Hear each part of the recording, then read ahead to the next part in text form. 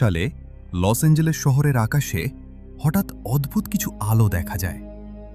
তখন দ্বিতীয় বিশ্বযুদ্ধ চলছিল, তাই সবাই ভয় পেয়ে যায়।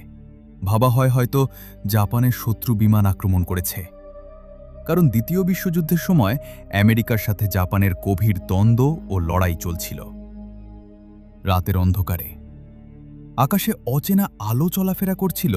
সেনাবাহিনী অ্যান্টি এয়ারক্রাফট গান দিয়ে গুলি চালায়, কিন্তু কোনো কিছু স্পষ্টভাবে ধরা যায়নি।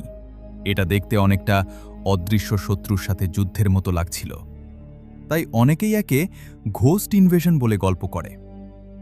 পরবর্তীতে জাপানের সামরিক কর্তৃপক্ষ এই হামলার ব্যাপারে অস্বীকৃতি জানায় যে তাদের পক্ষ থেকে এই হামলাটি করা হয়নি। তাহলে আসল সত্যটা কি? পরবর্তীতে ব্যাখ্যা দেওয়া হয় হয়তো এটা আবহাওয়ার বেলুন ছিল, বা আলো ও ধোঁয়ার কারণে অপটিক্যাল ইলিউশন। কেউ কেউ আবার ইউএফওর কথাও বলে। ছোট্ট গল্পের মতো করে ভাবলে, একটা শহর, গভীর রাত, হঠাৎ আকাশে রহস্যময় আলো, মানুষ আতঙ্কিত, সেনারা অদৃশ্য কিছুর দিকে গুলি চালাচ্ছে, কিন্তু শেষে কেউ জানে না আসলে শত্রুটা কে ছিল। তাই এটা আসলে সত্যিকারের ঘোস্ট ওয়ার না, বরং রহস্যে ঘেরা একটা ঘটনা, যেটা আজও মানুষকে ভাবায়।